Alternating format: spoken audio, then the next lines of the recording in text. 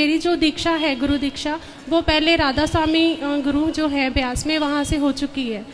तो वो मूर्ति पूजा या ये जो हम धर्म कर्म पूजा करते हैं, इन सब में बिलीव नहीं करते, और वो सब हमें बंद भी करवा दिया था उन्होंने। अच्छा।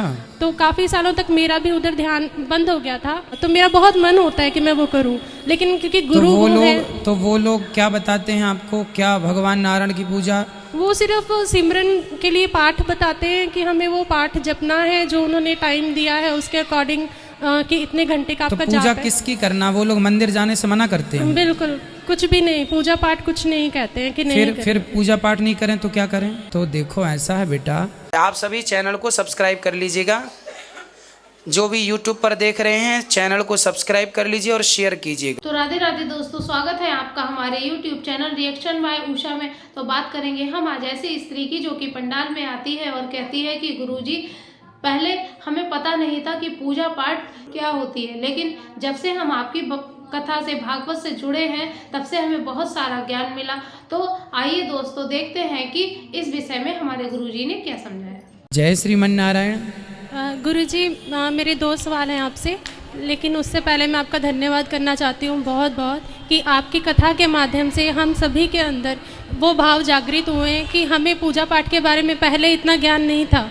पहले हम पूजा करते थे घर पे एक रूटीन वर्क की तरह कि ये करना है, पर अब कथा सुनने के बाद उन चीज़ों के बारे में, भगवान नारायण के बारे में जो सच्चाइयाँ हमें पता लगी हैं कि हमें कहाँ पर ध्यान ज़्यादा देना ज़रूरी है, किन किन चीज़ों में हम गलत जा रहे थे, वहाँ क्या क्या सही करना है, वो सब आपकी कथा से ही हमें पता चला है। तो उसके लिए बहुत बहुत धन्यवाद करना चाहती हूँ कि आपने ये माध्यम हमें दिया है, उपलब्ध करवाया है, और हमारे लिए संभव हो पाए कि हम खुद को भगवान के चरणों में लगा पाएँ।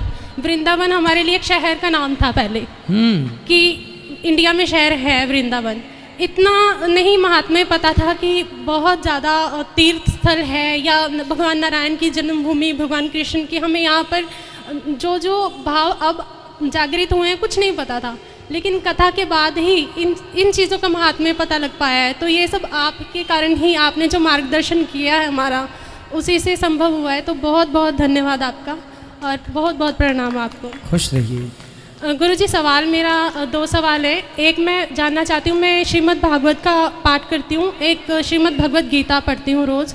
तो भागवत पुराण में 4थे स्कंद में 15वां अध्याय है, उसमें राजा पृथु के बारे में बताया है कि राजा बेन के दाहिने भुजा से उनकी उत्पत्ति हुई थी और उन्हें भगवान नारायण का अवतार बताया गया है। तो वो मैं जानना चाहती हूँ कि राजा बेन जो थे वो बहुत अधर्मी और पापी थे, तो उनके दाहिने अंग से फिर भगवान नारायण जी ने कैसे जन्म लिया? क्योंकि पृथु को संतों ने मार दिया था, फिर संतों ने उनकी जंघा का मंथन किया। किन्ने मंथन किया? एक्चुअली जो भगवान हुए वो बैन से नहीं, बैन तो माध्यम बना, संतों के तप से ही उत्पन्न हुए। संतों ने मंथन किया ना, इसलिए भगवान ने संतों को, संतों की तपस्या के फल स्वरूप पृथु भगवान प्रकट हो गए।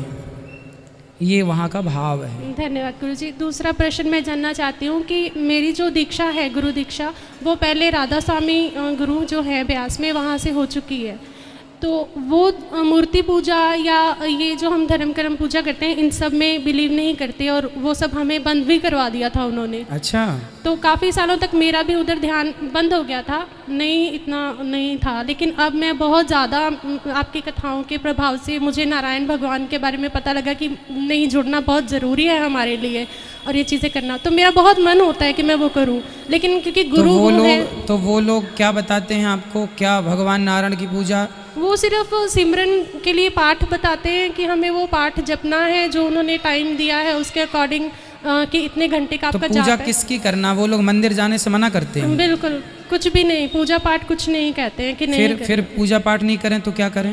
वो सिर्फ सिमरन करने पर ही ध्यान देने के लिए बोलते हैं कि सिमरन करना है। तो सिमरन किसका?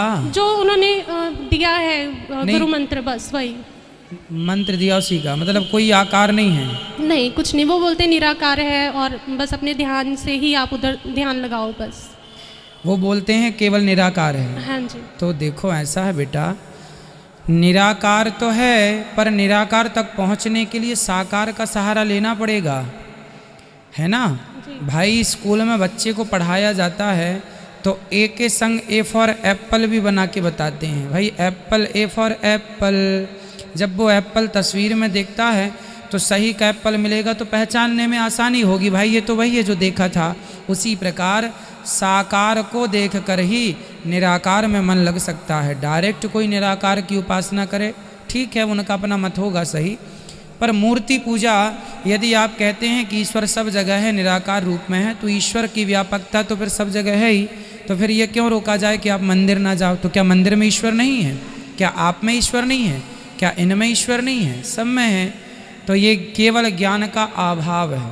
तो गुरुजी मेरे जो गुरु हैं वो ब्राह्मण नहीं है, तो उसमें तो कोई दोष नहीं होगा या क्या कर सकते हैं? क्यों नहीं दोष? तो देखिए ब्राह्मण ही गुरु होना चाहिए, ठीक है जी, ब्राह्मण ही गुरु होना चाहिए।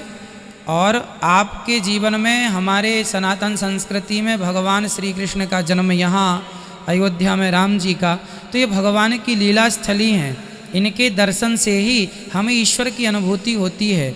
भाई बच्चे जो कपड़े पहनता है, बच्चा यदि परदेश में है तो माँ बच्चे के कपड़े को देख के तसल्ली कर लेती है, मेरे बच्चे के कपड़े हैं, है ना। उसी प्रकार भगवान के धाम को ही देख के तसल्ली कर लेते हैं कि यहाँ मेरे प्रभु कभी अवतार लिए थे। ये भक्त की एक अनुभूति है, प्रेम है ये। तो गुरुजी गुरु बदल लेना क्या फिर सही रहेगा? बिल्कुल, विद्याहीनम त्यजेत गुरु। जो गुरु स्वयं अपने सही रास्ते में ना चल पाए, जो खुद भटके हुए हैं, जो स्वयं कन्फर्म नहीं कर पा रहे हैं कि ईश्वर कहाँ है, वो औरों को क्या कन्फर्म कराएंगे? धन्यवाद। ठीक है गुरुजी, आपका धन्यवाद भी है, और उससे पहले मैं अपनी माता जी का धन्यवाद करूंगी क्योंकि इन्होंने ही हमें प्रेरित किया था कि हम आपकी कथाएं सुने। ये भी आपसे कुछ प्रश्न करना चाहती हूँ। हाँ, हम बात कराइए। राधे राधे गुरुजी। राधे राधे। आपके चरणों में मेरा शत शत नमन। खुश रहिए। गुरुजी, पहले तो मैं ये कहूँगी कि मैं 2 साल से मेरी हालत ठीक नहीं थी। आपकी कथाओं से जुड़ के मुझे वृंदावन आने की इच्छा हुई, और आज मैं शक्तिहीन हो के भी यहाँ मेरी टांगें कांप रही हैं, मैं फिर भी खड़ी हूँ मैं आपके सामने। इतनी आपके दर्शन की लालसा थी। गुरुजी, मेरा क्वेश्चन ये है कि गुरु गोरखनाथ जी क्या शंकर जी का अवतार हैं? हाँ, वो तो गोरखनाथ जी भगवान जी के अवतार हैं, शंकर जी के।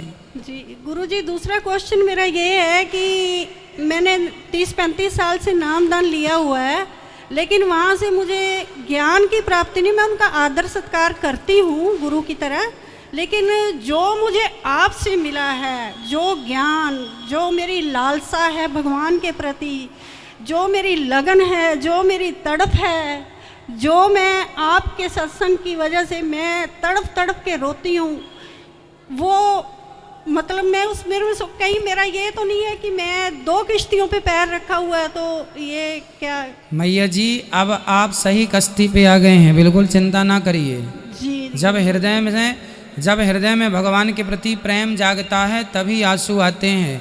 और गोपियाँ जैसे भगवान के लिए रोती थीं, अरे भगवान श्री कृष्ण, भगवान श्रीमन नारायण का ही जो ध्यान करे। आप गीता पढ़िए, अभी मैं यहाँ आने के पहले गीता ही पढ़ रहा था और यही सवाल था उसमें, यही प्रश्न था 6वें अध्याय में। ये पूरी वार्ता आप पढ़िएगा। भगवान श्री कृष्ण कहते हैं कि जो मुझे छोड़कर यहाँ वहाँ भटकता है वो तो केवल भटकता ही है, जो मेरा स्मरण करता है, मुझे सब में देखता है, वही अपने समय का सदुपयोग कर रहा है, वही सार्थक है। ये गीता के वाक्य हैं। गुरुजी, मुझे ज़िंदगी के आखिरी पड़ाव में जो मिला है उसके बाद मुझे कुछ और पाने की इच्छा नहीं। धन्यवाद गुरुजी। खुश रहिए, खुश रहिए। तो देखा दोस्तों कि आज की वीडियो में हमने बहुत सारे क्वेश्चन आंसर और प्रश्न उत्तरी भी सुनी। तो ये सब सुनने समझने के बाद अगर आपको हमारी आज की वीडियो पसंद आई हो तो हमारे चैनल को सब्सक्राइब कर दें और हमारी वीडियो को लाइक कर दें, और हाँ, कमेंट में राधे राधे जरूर लिखें। तब तक मिलेंगे ऐसी ही इंटरेस्टिंग वीडियो के साथ, तब तक के लिए राधे राधे।